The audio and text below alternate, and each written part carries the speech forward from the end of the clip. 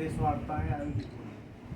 उद्देश्य है मोदी जी के 9 साल के शासनकाल में जो काम हुए हैं उनको प्रेस के माध्यम से जन जन तक पहुँचाना। उसी सिलसिले में हमारे अपने जनपद में भी अनेक नेताओं ने ये प्रेस करी हैं। उसी क्रम में मैं भी आज ये प्रेस आयोजित कर रहा हूँ।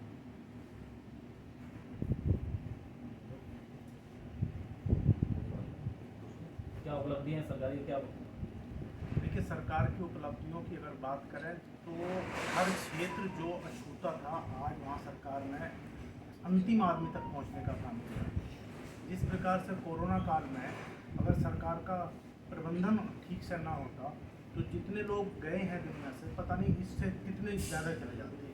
हम लोगों ने भी प्रेरणा लेकर आदरणीय प्रधानमंत्री जी से आप लोग देखते थे उस समय जगह जगह कैंप लगा के लोगों के लिए जो बाहर से प्रवासी मजदूर आ रहे थे उनकी सेवा करने का काम करा। मैंने स्वयं भी अपने स्तर पर काम किया जबकि दूसरे लोगों ने भी करा। और किसी भी देश में फ्री में वैक्सीन नहीं दी गई। भारतवर्ष एक ऐसा देश था जहाँ फ्री में हर आदमी को, चाहे अमीर है चाहे गरीब है, किसी जाति का किसी धर्म का, सब चीज़ से ऊपर उठकर सबको वैक्सीनेटेड किया गया। तो उससे जनक कितने लोगों की जान बची। डॉक्टर साहब, आप शिक्षा क्षेत्र में भी काफ़ी आगे काम कर रहे हैं। ग्रामीण क्षेत्रों में आपके कोई शिक्षक संस्थान शुरुआत कर रखे हैं। ग्रामीण क्षेत्र से आने वाले कमजोर जो छात्र छात्रा वर्ग के लोग हैं, छात्र छात्रा हैं, उनके लिए क्या सुविधाएं हैं? देखिए, मेरे संस्थान में जो बच्चा पढ़ता है, जो एससी समाज का बच्चा है, उससे कोई फीस नहीं देगा। जो सरकारी छात्रवृत्ति आती है उसी के बेस पर वो बच्चा पढ़ाई करता है। दूसरी बात, हम लोकल आदमी और सामाजिक आदमी है। समाज में हर गांव में हमारी जान पहचान है। जब भी कोई आता तो यही कहता है कि साहब हम आपके यहाँ आ रहे हैं तो हमें क्या सहूलत देंगे। जो सरकारी फीस निर्धारित है उसमें से भी 10 से लेकर 20,000 तक हम लोगों के पैसे कम करते हैं। अच्छा, और आज जो बहुत गरीब बच्चा है, कितने बच्चे ऐसे, एक लड़की का नाम है विशाखा, हुसैनपुर गाँव में नौगावा से आ गए, 5 लाख रुपये फीस होती थी, एक पैसा भी नहीं दिया।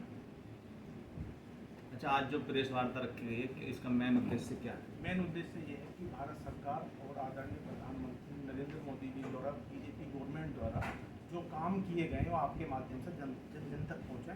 इसके लिए आप सब लोगों को कष्ट दिया गया ताकि जो आदमी हमारी मीटिंग में नहीं आ सकते, जो जिनसे हम कनेक्ट नहीं हो पाए, वो भी अखबार के माध्यम से, दूसरे सोशल मीडिया के जो चैनल्स आपके हैं उनके माध्यम से उन तक हमारी बात पहुँच जाए।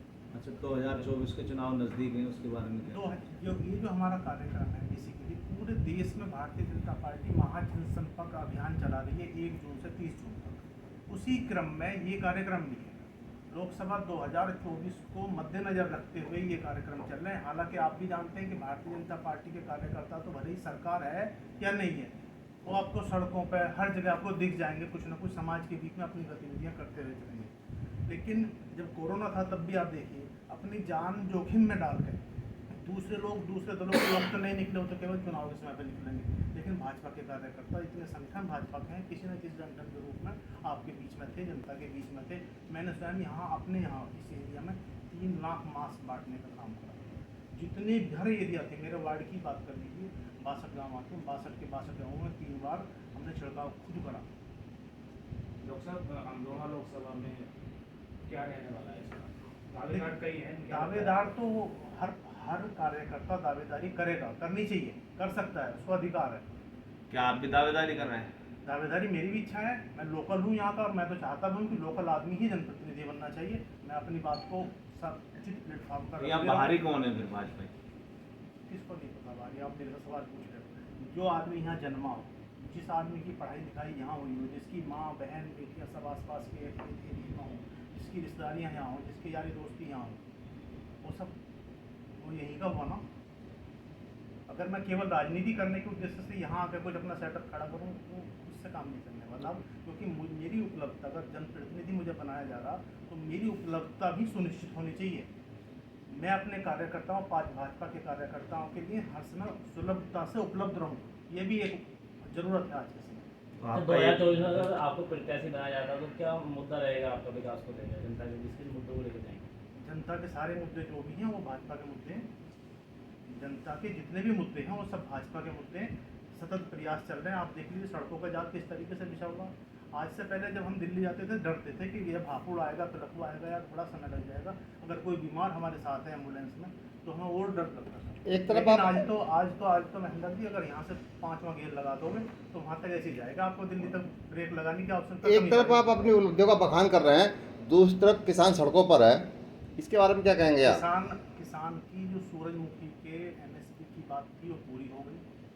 किसानों के जो बिजली की समस्याएं, किसान मुद्दा उठाते हैं, उन्हें अपना काम करना चाहिए। उनके मुद्दे आएंगे तभी तो पार्टी उन पर विचार करेगी। जबरदस्ती बिल हमारे प्रदेश बिल मीटर अध्यक्ष- लगाए जा रहे हैं उनके यहाँ हमारे खेतों प्रदेश पर। अध्यक्ष का भी ये कहना कि किसान यूनियन जब अपने मुद्दे उठाती है तो कोई भी सरकार हो उसे संज्ञान में लेती है और संज्ञान में लेकर उनको संजीदगी के साथ, संवेदनशीलता के साथ उनका निवारण करने के लिए प्रयास करती है। वही बीजेपी भी कर रही है।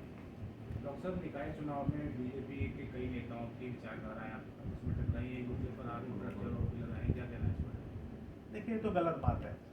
हमारा सबका जो निशान है वो कमल का फूल है। जिसके पास कमल का फूल है सबने उसको लड़ाया है। और ठीक है, ये दुर्भाग्यपूर्ण है कि हम लोग हार गए। कुछ मनमुटाव पार्टी के कार्यकर्ताओं के भी थे, लेकिन होने नहीं चाहिए। तो 2024 में भी ऐसे मनमुटाव रहेंगे अगर टिकट किसी को मोदी नहीं जी का होगा? चुनाव है, हम मोदी जी देखे जाते हैं, कोई नहीं देखे जाता। व्यक्ति विशेष की कोई अहमियत नहीं है। कोई तो अपने आप को कहे कि मैं बड़ा लड़ने हूं। वाले तो लोकल भी होते हैं। मैं कहता हूँ कि कोई बड़ा, कि मैं बड़ा हूँ, अगर मैं कहता हूँ कि मैं बड़ा हूँ, मेरे पास ये है, ऐसा कुछ नहीं है।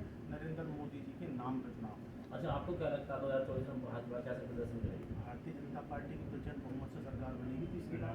बताओ कहाँ है दूसरा कोई आदमी जिसका नाम आप ले सको? विपक्ष भी लगातार एकजुट हो रहा, तमाम पार्टियां एक प्लेटफॉर्म पर आने का प्रयास कर रही हैं, चाहे पटना में बात करें। पिछले चुनाव में भी एकजुट हुए थे भाई साहब। जी, पिछले चुनाव में भी एकजुट हुए थे। और उसमें तो जो बहुजन समाज पार्टी, जिसका एक बेस वोट है, मैंने वहाँ बहुत दिन काम किया, उसका बेस वोट है, वो भी सारा इधर शिफ्ट हो गया था। उसके बाद भी क्या है, आप धनौरा विधानसभा की बात कर लो, हम धनौरा में बैठे हैं। जो पिछले प्रत्याशी थे उन्हें पिछली बार से भी 2000 वोट फालतू मिले, जबकि इधर तीनों इकट्ठे थे। भारतीय जनता पार्टी के कामों से लोगों में कोई परहेज नहीं है। लोग भारतीय जनता पार्टी को स्वीकार कर रहे हैं और दिन प्रतिदिन स्वीकार करने वालों की संख्या बढ़ती जा रही है। अच्छा, अखिलेश यादव ने नारा दिया है कि 80 हराओ भाजपा भगाओ, ये तो कोई भी दे सकता है नारा। नारा गढ़ना तो कोई बड़ी बात नहीं है। यूपी के 2 लड़के भी हमने सुना था, लड़की हूँ लड़ सकती हूँ, ये भी हमने सुना था। नारे गढ़ना कोई बात नहीं, नारे तो कोई भी लड़ सकता। लेकिन आज जनता, आज का यूथ, आज का किसान भी, आज का नौजवान निश्चित रूप से भारतीय जनता पार्टी और नरेंद्र मोदी को अपना आदर्श मानता है और उसका अनुसरण करता है। 21 जून आज जो नौकरियां मिलती हैं उनमें भाई भतीजावाद नहीं चलता।